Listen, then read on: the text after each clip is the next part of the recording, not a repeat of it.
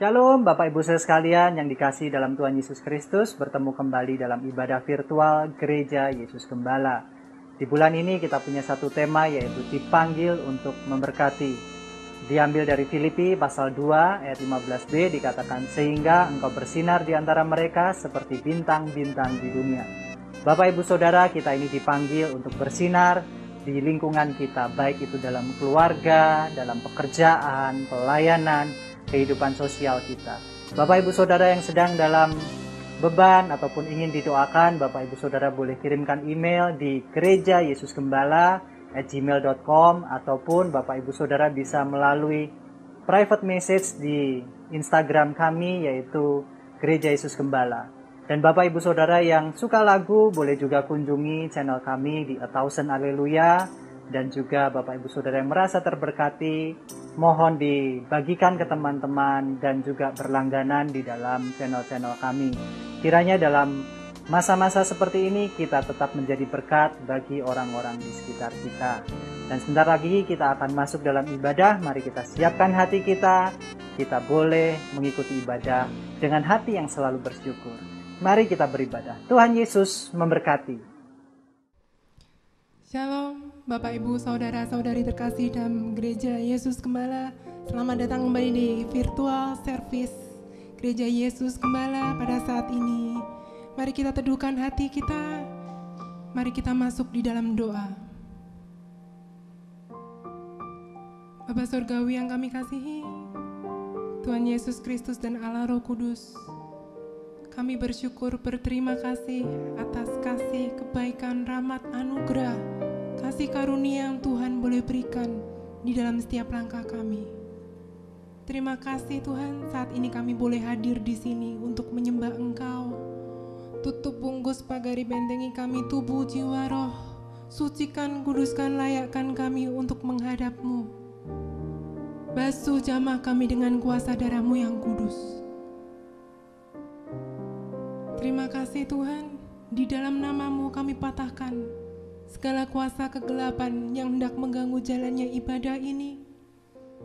Kiranya rahmat Roh Kudus menyertai kami semua. Di dalam nama Bapa, kami berdoa mengucap syukur. Di dalam nama Yesus Kristus saja, mari sama-sama katakan haleluya. Amin.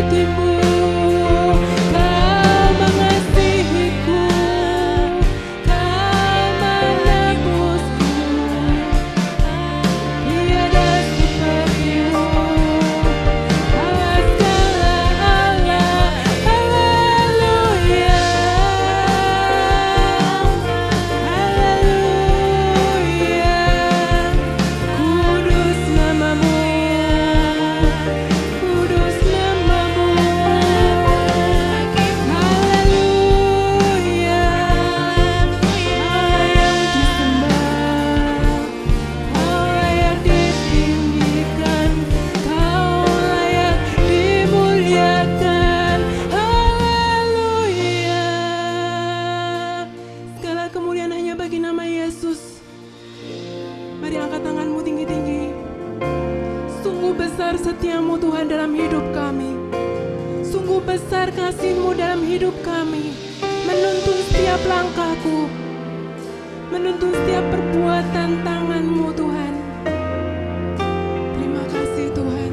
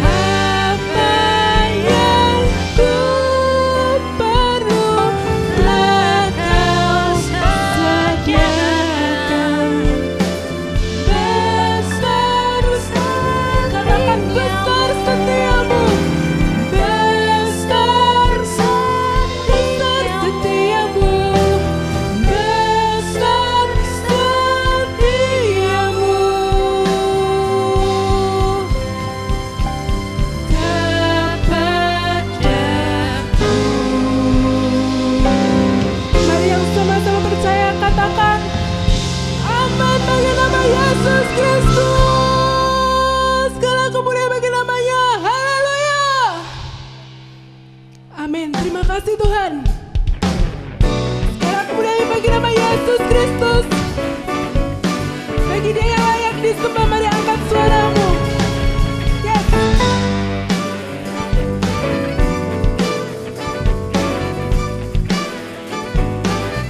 Sama-sama katakan. Meski ditabur dalam hina, katakan engkau bangkit.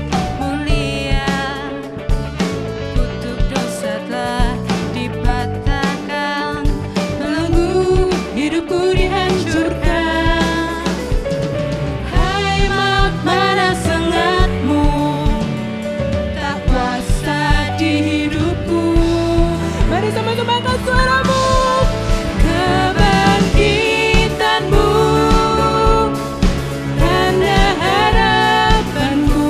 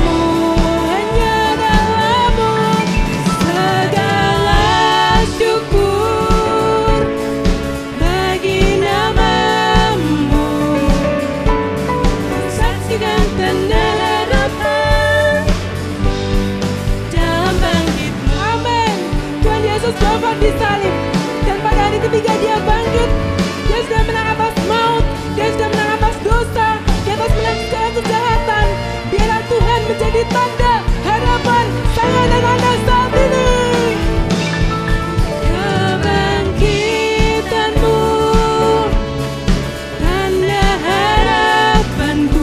Sama-sama katakan satu-satunya kemenangan hanya dalam-Mu.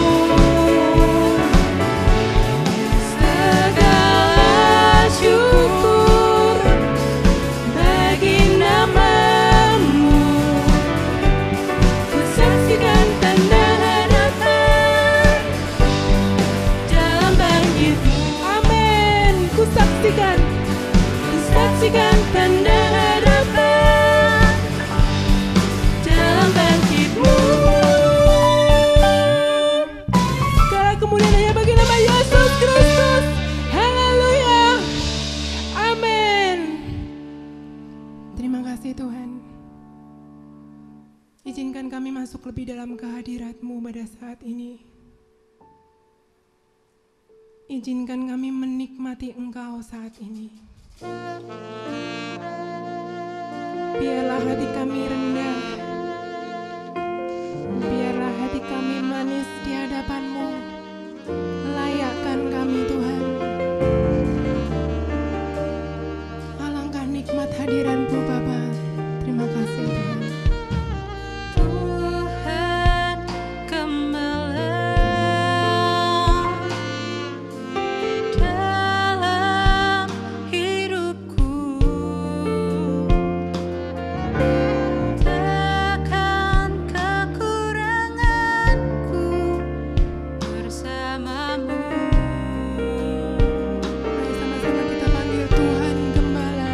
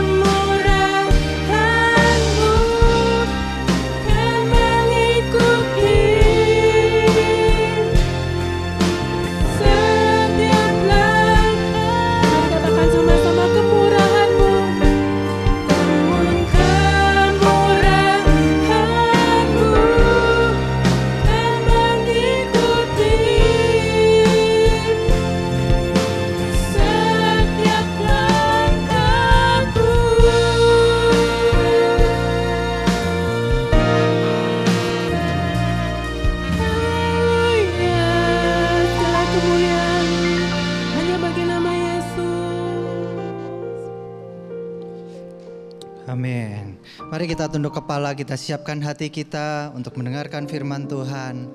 Bapa, dalam nama Tuhan Yesus Kristus, ucap syukur untuk kesempatan kali ini. Biarlah setiap kami diurapi dengan urapan yang sama yang berasal dari Roh-Mu. Bapa, kami siapkan hati kami, urapi hamba-Mu dalam kelemahan keterbatasannya, pakai hamba-Mu Tuhan.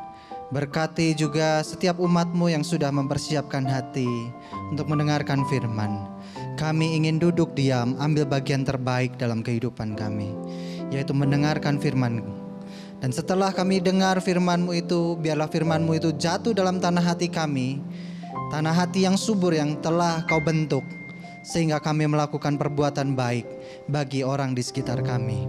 Dalam nama Tuhan Yesus Kristus kami siap sambut firman-Mu. Semua yang percaya katakan haleluya, amin. Shalom Bapak Ibu Saudara sekalian, apa kabar Bapak Ibu Saudara sekalian? Saya harapkan kita ada dalam kondisi semua baik-baik semua. Pada kesempatan kali ini di bulan September ini adalah minggu yang terakhir, kita masuk kepada satu tema yang sama, yaitu dipanggil untuk memberkati. Bapak Ibu Saudara, kalau kita bicara mengenai berkat, seringkali tidak bisa dilepaskan dari yang namanya kehidupan keuangan kita. Pada kesempatan kali ini saya beri judul tema firman Tuhan adalah uang dan Tuhan. Kalau kita lihat Alkitab kita jarang sekali di Perjanjian Baru itu membahas mengenai uang. Demikian juga di gereja kita, di Gereja Yesus Gembala juga paling saya bahas uang itu setahun hanya 2-3 kali itu maksimal. Dan pada kesempatan kali ini saya ingin pakai kesempatan kita beribadah bersama membahas mengenai uang. Dan saya beri judul yaitu uang dan Tuhan, diambil dari Matius pasal 6. Ayat yang ke-19 sampai ke-24. Judul perikop ini adalah hal mengumpulkan harta.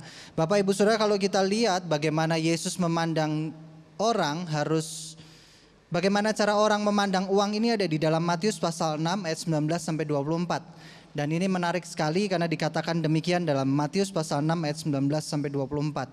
Mari kita baca pelan-pelan, hal mengumpulkan harta. Janganlah kamu mengumpulkan harta di bumi. Di bumi ini ngengat dan karat merusakkannya dan pencuri membongkar serta mencurinya. Tetapi kumpulkanlah bagimu harta di sorga. Di sorga ngengat dan karat tidak merusakkannya dan pencuri tidak membongkar serta mencurinya. Karena di mana hartamu berada, di situ juga hatimu berada. Ini adalah salah satu ayat emas yang saya suka sekali. Kenapa? Karena ini setiap kali saya melakukan segala sesuatu, ini adalah bahan introspeksi saya. Saat saya diberi berkat sama Tuhan, apakah hati saya makin melekat kepada harta saya, atau saya justru melekat kepada pemberi harta? Dan dilanjutkan demikian, mata adalah pelita tubuh. Jika matamu baik, teranglah seluruh tubuhmu. Jika matamu jahat, gelaplah seluruh tubuhmu. Jadi jika terang yang ada padamu gelap, betapa gelapnya kegelapan itu. Tak seorang pun dapat mengabdi kepada dua tuan, karena jika demikian ia membenci seorang dan mengasihi yang lain. Atau ia akan setia kepada seorang dan tidak mengindahkan yang lain. Kamu tidak dapat mengabdi kepada Allah dan kepada Mammon. Bapak Ibu Saudara, ini Matius pasal 6 ini adalah perikop yang mungkin bagi kita sudah sering kita baca. Kita sering merenungkannya. Kalau kita ada di bumi ini, jangan sampai hidup kita ini ngumpulin harta yang ada di bumi saja, tapi kumpulkanlah harta di sorga. Karena di sorga itu nggak bisa yang namanya rusak, nggak bisa yang namanya ngengat karat ini makan harta sorgawi kita. Minggu lalu saya bahas mengenai kerajaan surga. Apa itu kerajaan surga? Bagaimana kerajaan surga bisa terjadi dalam kehidupan kita sekarang? Dan ternyata Yesus membahas lebih dalam lagi bagaimanakah yang namanya surga itu sesuatu yang tidak mungkin rusak. Kemudian seringkali dalam kehidupan kita ditegur mengenai kalau kita ini hidup di muka bumi ini, maka ada dua hal Bapak Ibu Saudara yang seringkali berkaitan sama kita. Yang pertama adalah uang, yang kedua adalah Tuhan. Dan ini Yesus bawakan ini sebagai satu teguran bagi kita. Karena Matius pasal 6 ini awalnya dia bercerita mengenai bagaimana memberi sedekah, bagaimana berdoa, bagaimana berpuasa, dan kemudian hal mengumpulkan harta, hal kekhawatiran, hal menghakimi.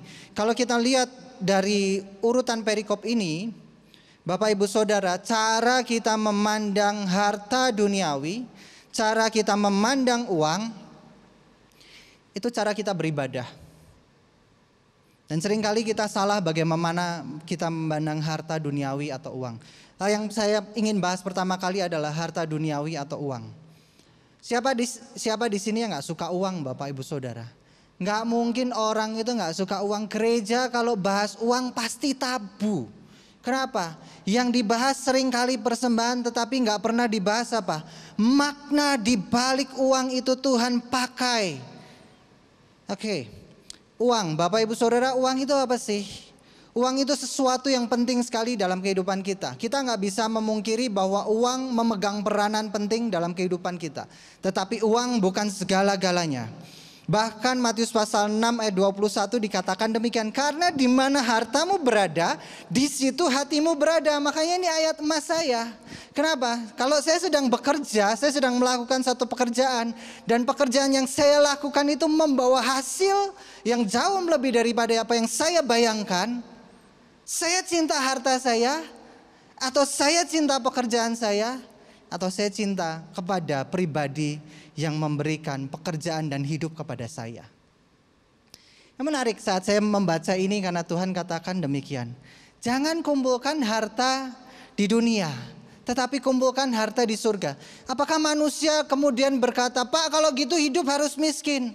Kalau kita memakai satu pandangan yang ekstrim kiri bahwa manusia hidup harus susah dan tidak memiliki harta, maka yang terjadi adalah kita sedang melupakan siapa Abraham, siapa Ishak, siapa Yusuf, siapa Daniel, dan siapa orang-orang yang berhasil dalam bangsa Israel pada perjanjian lama. Karena mereka pun diberkati dengan harta duniawi. Kemudian kalau kita ekstrim kanan, Pak, kalau orang diberkati tanpa uang, itu salah. Orang harus diberkati secara duniawi.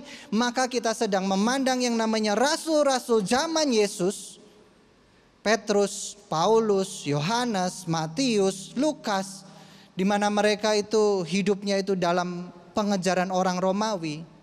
Kita juga akan salah memahami Alkitab. Bagaimana cara kita memahami Alkitab zaman sekarang, itu konteksnya harus kita imbangkan dengan keadaan kita. Uang, Bapak Ibu Saudara, kalau kita bicara uang, siapa yang gak butuh uang? Kita nonton layanan streaming ini pun, atau kita nonton virtual service ini pun, bayar pulsa. Saat kita hidupin lampu, bayar listrik. Kita makan dimanapun, ada pembayaran yang dilakukan. Kalau Bapak Ibu Saudara tahu cara kita mengumpulkan uang atau harta kita, itu siapa yang bikin sih? Yang bikin itu manusia. Manusia itu membuat yang namanya alat transaksi itu makin mudah dari hari ke hari. Saya ingat pada waktu saya SMA, saya ini SMA dikasih uang jajan itu nggak banyak sama orang tua saya, cukup buat makan pagi, makan siang, makan malam, isi bensin dan mungkin beli beberapa hal. Nah, saya ada satu suka makanan namanya soto, Bapak Ibu Saudara. Soto ini ada di Semarang, SMA saya di SMA Loyola Semarang, dan soto ini nggak jauh dari sekolah saya. Kira-kira 500 meter. Soto ini namanya soto Pak Neon. Karena pada waktu tahun 98 saya SMA kelas 1, ya saya sudah mulai tua sekarang. Tahun 98 itu orang-orang yang jualan di pinggir jalan masih pakai lampu-lampu yang belum neon. Kemudian orang ini pakai lampu neon yang terang dan di situ banyak sekali yang jualan. Pada saat itu saya makan soto itu belinya porsi itu separuh kali 2, terus bayarnya 1, karena separuh tambah separuh adalah 1. Dan saya bilang saya makannya 1. Harganya ternyata si penjual soto ini memberikan harga bagi orang-orang yang sekolah itu sama, Bapak Ibu Saudara. Kalau orang yang tidak sekolah, separuh tambah separuh itu harganya berbeda. Tapi untuk anak sekolah, separuh tambah separuh bayarnya 1 porsi.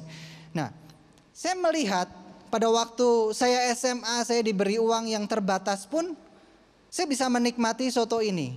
Dan pada waktu saya sudah bekerja, saya diberkati dengan berbagai macam hal yang Tuhan percayakan kepada saya. Saya sampai sekarang masih bekerja di rumah sakit, juga bekerja di beberapa tempat, saya juga melayani. Dan saat saya kemarin ke Semarang sama anak-anak saya, sama istri saya kembali lagi ke tempat itu.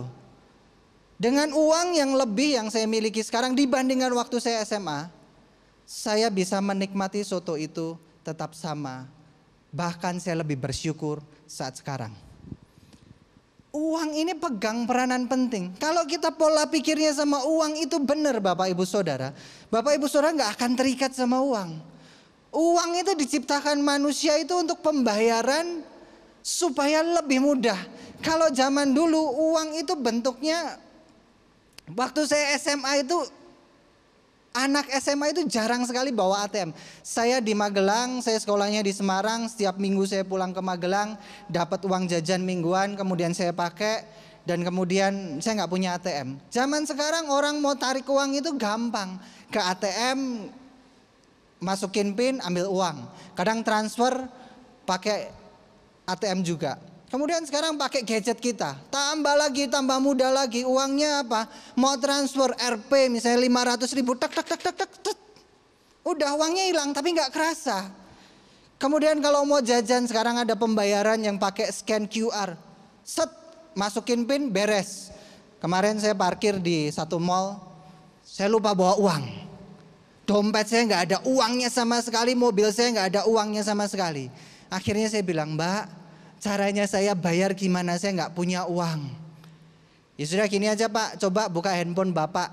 Ada saldo nggak di e-wallet atau Bapak punya dompet digital? Ternyata ada salah satu dompet digital saya yang masih punya poin. Dan saya bisa pakai itu untuk bayar. Uang ini zaman sekarang bentuknya macam-macam Bapak Ibu Saudara. Dan itu diciptakan oleh siapa? Oleh orang. Supaya apa? Supaya kehidupan kita makin mudah. Tetapi kehidupan kita ini disusahkan oleh apa yang kita buat supaya semuanya mudah.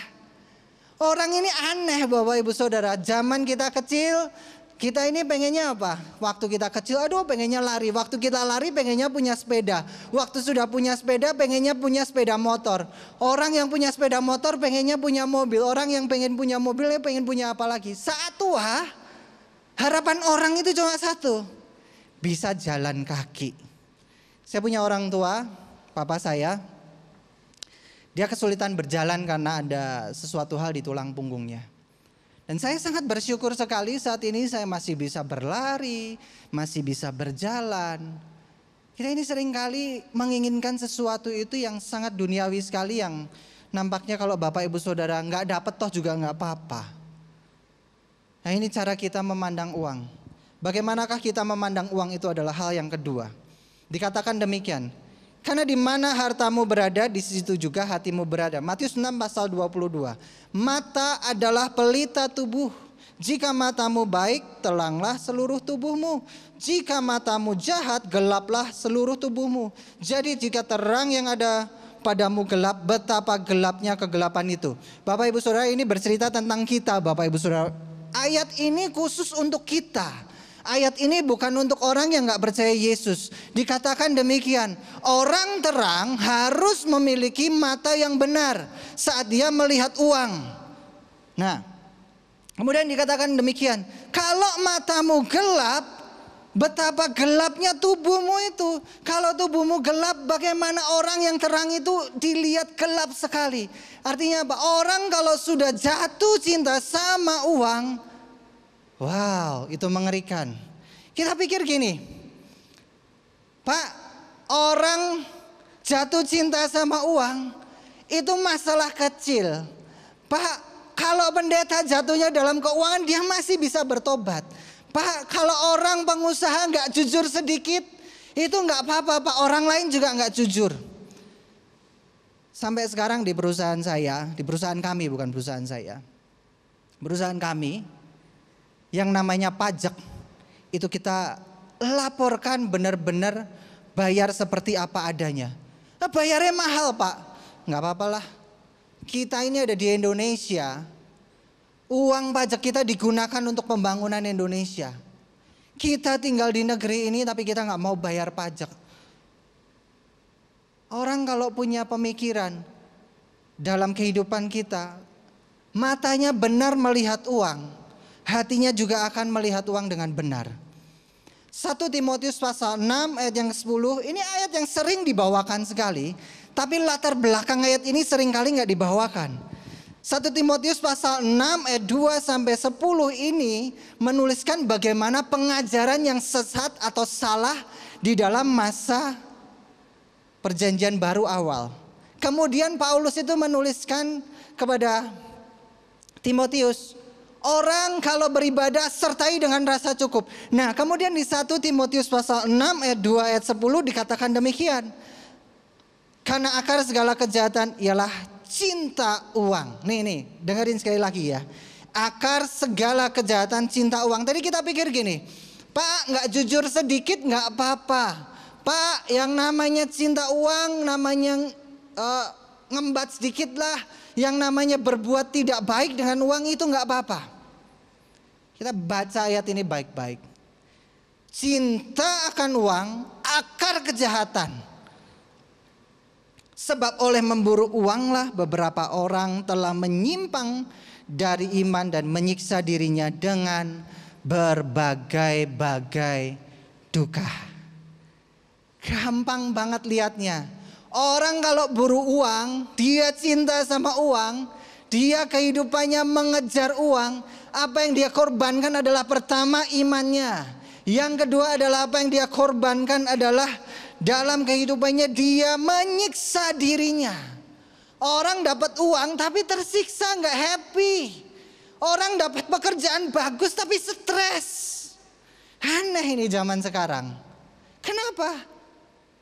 Akar hatinya salah. Akar hatinya cintanya sama uang. Bapak kalau bahas uang kok semangat sekali. Semangat saya. Karena beberapa hamba Tuhan sama seperti apa yang dituliskan oleh Paulus, mengajarkan dengan salah. Satu kali ada hamba Tuhan ini cinta uang. Dan pada waktu kita berdiskusi, ya nggak apa-apalah hamba Tuhan itu kalau cinta uang kemudian ya menghalalkan segala cara sedikit nggak apa-apalah. Tunggu kejatuhan orang tersebut. Karena cinta uang itu akar segala kejahatan. Melalui cinta uang masuk segala kejahatan yang lain. Oke, ada beberapa contoh Bapak Ibu Saudara baik di perjanjian lama maupun perjanjian baru. Itu orang yang cinta uang. Elisa satu kali menyembuhkan Naaman. Ya, Naaman ini adalah seorang perwira dari bangsa lain dan dia adalah seorang yang dianggap tinggi jabatannya, punya uang banyak. Pada waktu Naaman datang sama Elisa cuma bilang, dah celupin dirimu ke sungai 7 kali, dah itu kamu sembuh. Nah pada waktu si Naaman ini ingin memberikan satu persembahan syukur kepada Elisa. Lihat seorang nabi yang benar, saat Tuhan katakan harus tolak berkat uang itu, dia tolak. Tapi ada seorang pegawai dari Elisa yang bernama Gehasi. Dia lihat Tuanku ini gimana sih berkat ditolak, gak baik ini Tuhan. Dikasihnya emasnya itu banyak banget. Kemudian saat si pegawai dari Naaman ini pulang, Gehasi ini kejar si pegawai si Naaman. Cek. Udah saya terima aja, saya disuruh sama Elisa. Ingat Bapak Ibu Saudara, Tuhan tidak pernah tidur. Kemudian Elisa ini cuma panggil si Gehasi. Kamu melakukan apa? Tadi aku terima persembahan Naaman. Kustanya Naaman jatuhnya ke kamu. Orang kalau sudah gelap matanya, dengan apa lagi dia diterangkan? Kita ini ditebus jadi anak-anak terang supaya apa? Supaya kita bercahaya seperti bintang-bintang di dunia. Yang memberikan cahaya kepada orang dunia yang ada di dalam kegelapan karena mencintai uang. Sehingga kita ini bisa jadi saksi Kristus. Di mana hidup kita ini berbeda. Zaman perjanjian baru. Kita pikir dengan kita ini menjadi murid Kristus. Kita baca firman Tuhan, kita berdoa. Kita pikir kita pasti lepas dari apa yang namanya cinta uang. Murid Yesus ada yang namanya Yudas. Yudas ini murid yang dekat juga sama Tuhan. Punya posisi di hadapan Tuhan. Yudas ini adalah bendahara dari pelayanannya Yesus. Apa yang Yudas lakukan? Gantung diri. Kenapa Yudas sampai membenci dirinya? Menganggap dirinya tidak layak dan harus gantung diri? Karena dia cinta uang. Dia bersepakat dengan imam-imam agama Yahudi, jual Yesus 30 keping perak. Orang kalau cinta uang, dia siksa dirinya, nyimpang dari imannya. Ada buktinya. Yang ketiga, ini seringkali dibawain sebagai intimidasi. Ananias dan Safira. Bukan Nabi Ananias yang menyembuhkan Paulus, tetapi ini adalah Ananias dan Safira dalam Kisah Para Rasul pasal yang kelima, di mana mereka ini menyimpan sebagian dari penjualan tanahnya, yang mana itu harus diberikan ke para rasul seluruhnya. Orang kan pikir gini, Pak, yang namanya Ananias dan Safira itu mati karena dikutuk sama Tuhan. Ada di balik ceritanya itu Bapak Ibu Saudara. Ceritanya ini gini. Karena pada waktu itu orang-orang Kristen itu diburu oleh orang Romawi.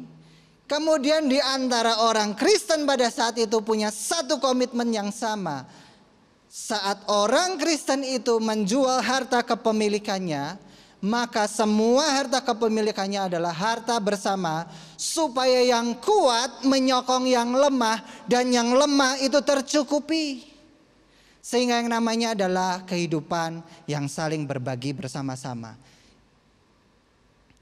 Dan pada waktu itu Ananias dan Safira itu juga sudah berjanji, kalau dia jual tanah dari kepemilikannya, kasihkan ke Petrus semua. Nah ceritanya waktu udah dijual, laku, kemudian uang persembahannya masuk loh. Jangan salah loh, Ananias dan Safira tidak mengingkari seluruh isi komitmennya. Ananias dan Safira hanya menyimpan sebagian penjualannya. Sebagian. Oke, ceritanya waktu mereka dipanggil sama Petrus yang pertama kali adalah si istri. Kamu menjual seluruhnya kah? Iya betul. Apakah sudah kamu masukkan seluruhnya ke kas untuk kami? Sudah. Kemudian matilah dia karena menipu dan membohongi Tuhan. Kemudian masuklah si suami. Si suami juga sama. Apakah kamu penjualan sudah masuk semua? Sudah. Matilah suaminya. Kemudian pada zaman sekarang dibicarakan demikian. Kalau kita mencuri persembahan, mencuri apa yang sudah kita janjikan, maka kamu akan dikutuk. Lihat dulu Bapak Ibu Saudara, zaman sekarang kita mengacu untuk persembahan kepada apa? Perjanjian lama. Begitu keselamatan perjanjian baru. Kok kita waktu persembahan pakai perjanjian lama, kalau keselamatan perjanjian baru? Yang namanya Bapak Ibu Saudara melihat bagaimana konteks ini adalah jangan lupakan komitmen kita di dalam Tuhan. Pada waktu itu memang zamannya berbeda sekali. Apakah sekarang orang yang tidak memberikan persembahan penjualan mungkin bersepuluhan kayak apa, ada yang mati? Enggak juga. Karena Tuhan enggak seperti itu mainnya. Ini adalah proses di mana orang yang punya komitmen, punya nasar bayar sama Tuhan. Tapi di sini Tuhan ingin menunjukkan, kalau engkau enggak mencintai saudaramu, engkau sudah mati. Nah, disinilah Bapak Ibu Saudara seringkali kita ini lupa konteksnya. Kalau kita udah lupa konteks dari ayat ini, kita pakai sendiri, maka yang terjadi adalah hamba Tuhan pun bisa jatuh cinta akan uang.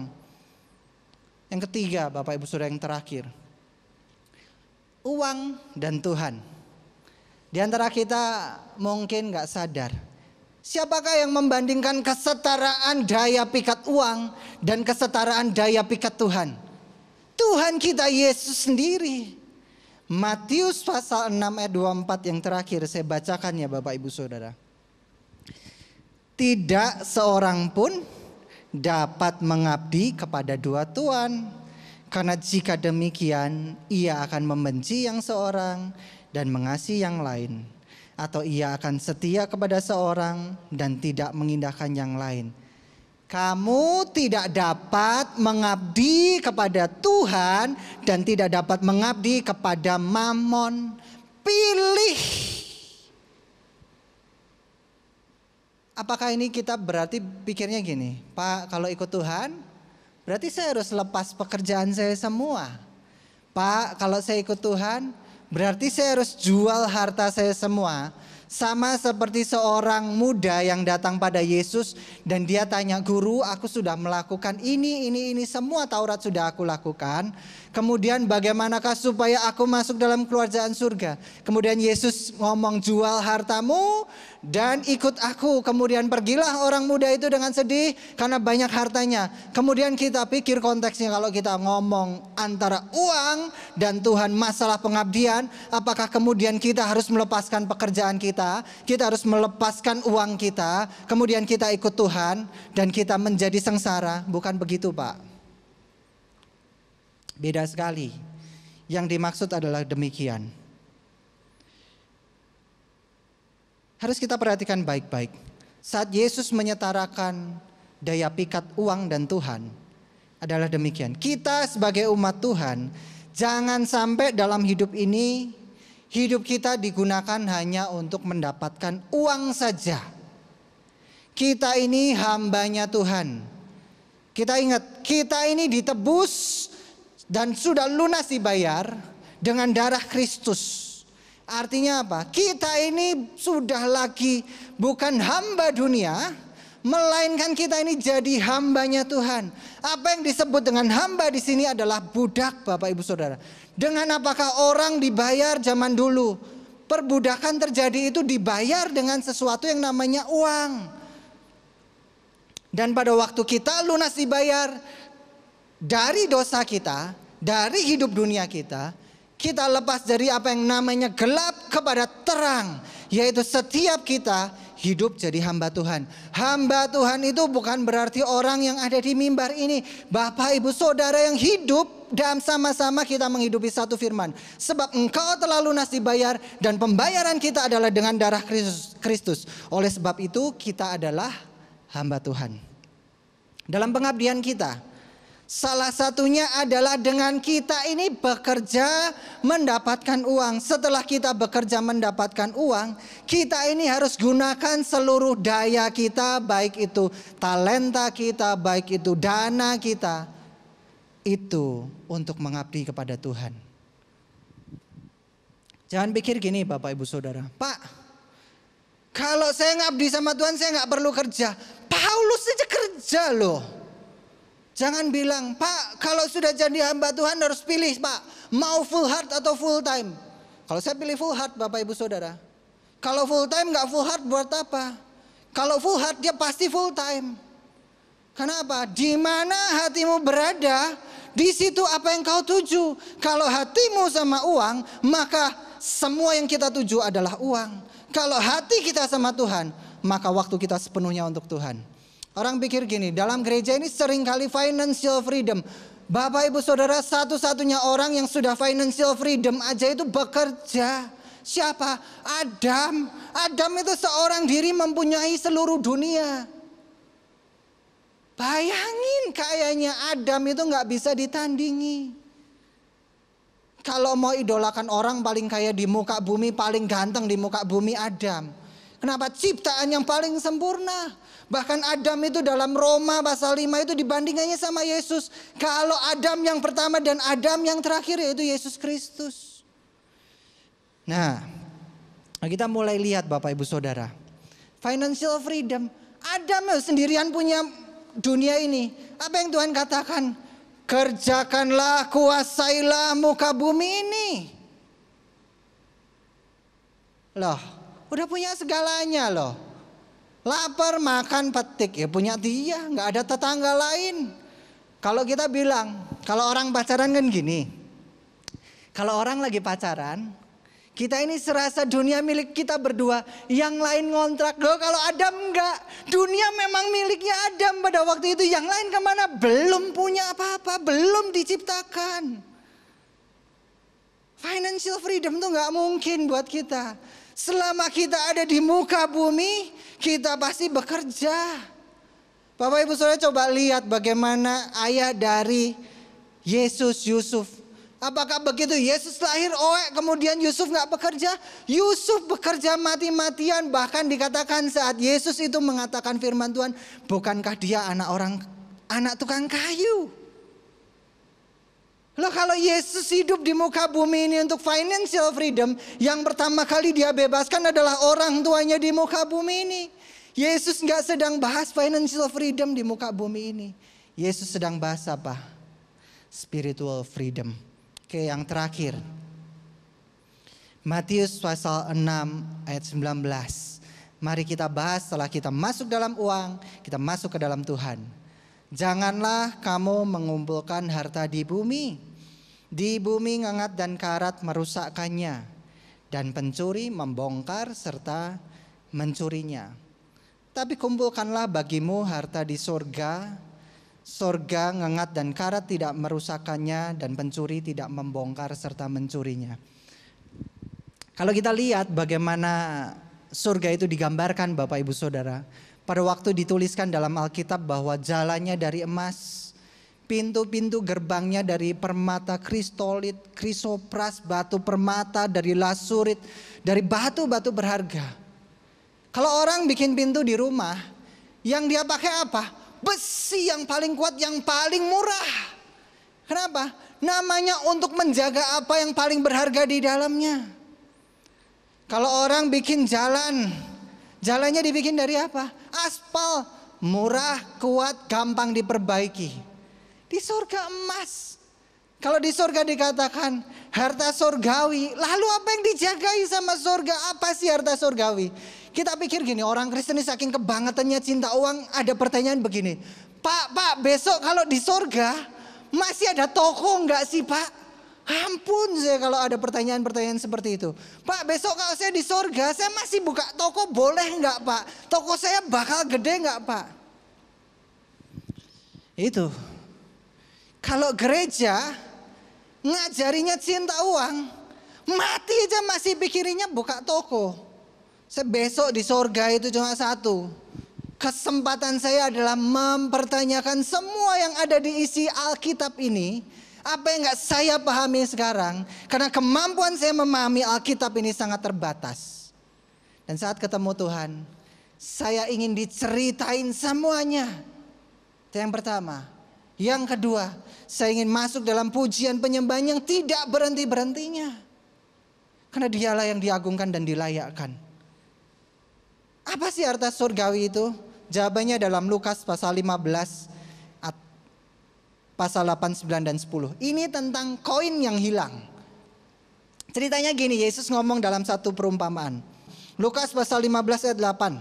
Atau perempuan manakah yang mempunyai 10 dirham, dan jika ia kehilangan satu di antaranya, tidak menyalahkan pelita dan menyapu serta mencarinya dengan cermat sampai ia menemukannya.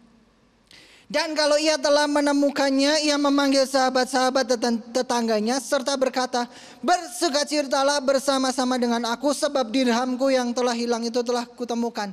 Ceritanya gini, kalau ada ibu-ibu punya 100 ribu itu ketelingsut, apa yang terjadi? Kamar berantakan, diosa AC, dicariin semua. Ya udah, jangan 100 ribu lah, berlebihan. Anting-anting berliannya yang paling berharga hilang. Wah, satu rumah diodal-adul dicariin sampai ketemu. Begitu ketemu syukuran. Haleluya, puji Tuhan, ketemu lagi. Oke, Lukas pasal 15 ayat yang ke-10. Aku berkata kepadamu, demikian juga akan ada sukacita pada malaikat-malaikat Allah, karena satu orang berdosa itu bertobat. Harta surgawi itu jiwa-jiwa yang terhilang dan bertobat. Bagaimanakah jiwa-jiwa terhilang bertobat?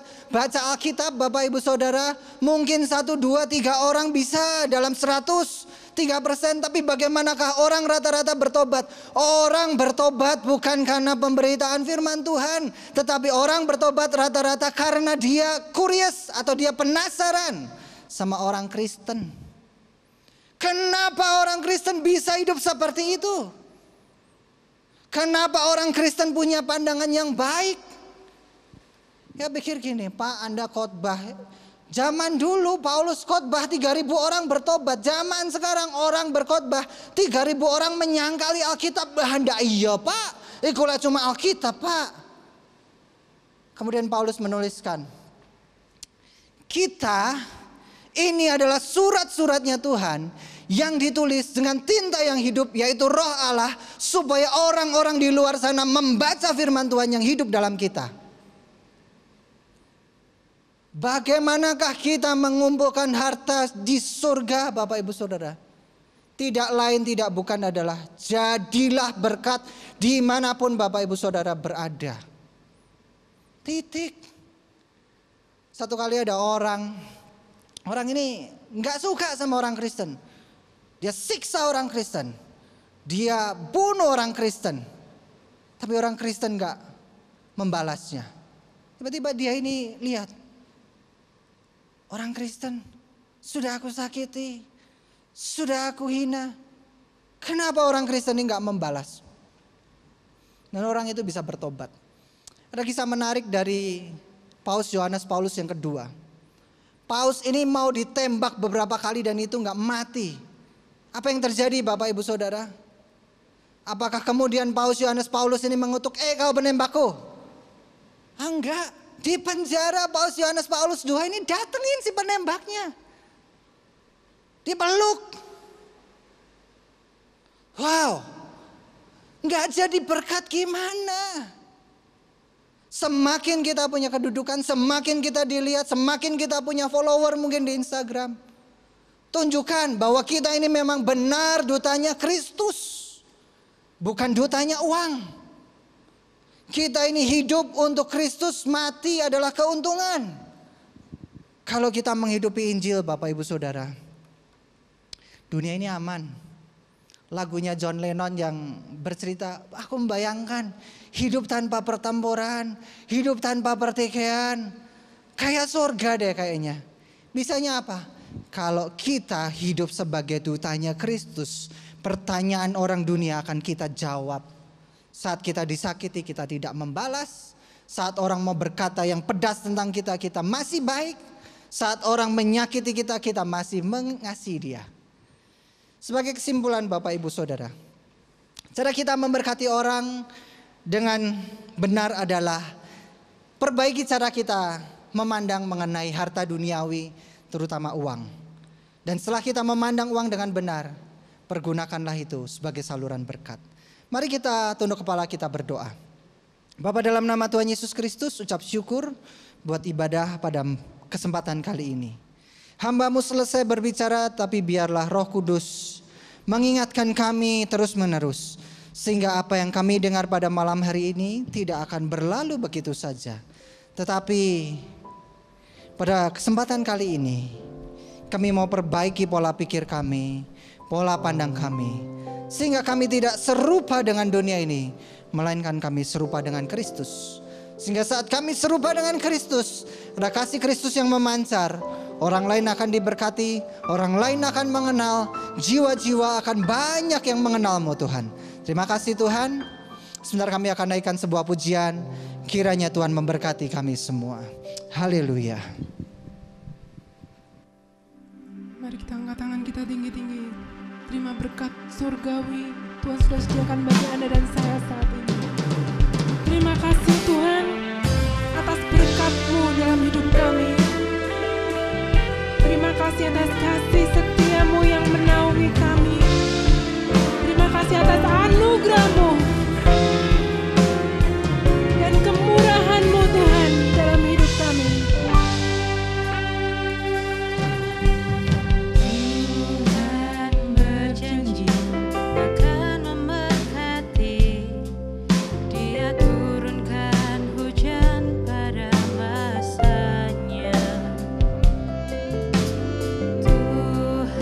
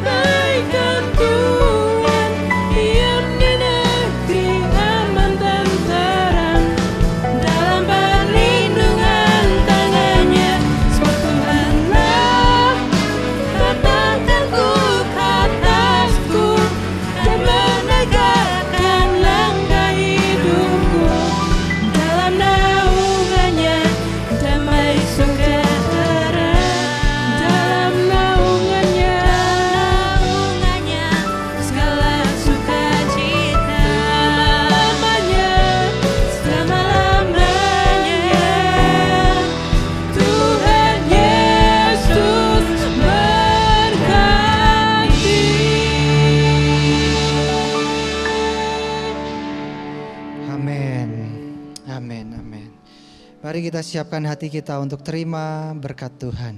Haleluya. Haleluya. Murid Yesus Gembala, terimalah berkat jasmani, jiwani, rohani dalam keluargamu, pekerjaanmu, studimu, pelayananmu, dan komunitasmu. Diberkatilah engkau dengan kehidupan kekal. Diberkatilah engkau dengan hikmat ilahi. Diberkatilah engkau dengan kekuatan dan pengharapan kekal. Diberkatilah engkau dengan kekayaan dan kemuliaan Tuhan. Diberkatilah engkau selalu dalam damai sejahtera dan sukacita. Diberkatilah engkau dalam terang kasih dan iman sejati. Dialah Tuhan yang tidak berubah sekarang dan selama-lamanya, menghadapkan wajahnya padamu dan menyertai engkau selamanya, untuk memberitakan kabar baik sampai ke ujung dunia. Saudara-saudara yang Tuhan Yesus kasihi, terimalah berkat anugerah pemeliharaan kekal dari Allah Bapa di surga, berkat rahmat pemulihan dari Tuhan Yesus Kristus, berkat pertolongan dan penghiburan kekal dari Allah Roh Kudus di dalam kehidupanmu sekarang sampai selama-lamanya, di dalam nama Tuhan Yesus Kristus. Semua yang percaya katakan haleluya, amin. Bapak Ibu Saudara sekalian, ibadah sudah selesai. Tetaplah kita jaga kesehatan, jaga kehidupan kita. Tetaplah kita semangat di masa-masa seperti ini. Jadilah berkat untuk orang sekitar kita. Tuhan Yesus memberkati.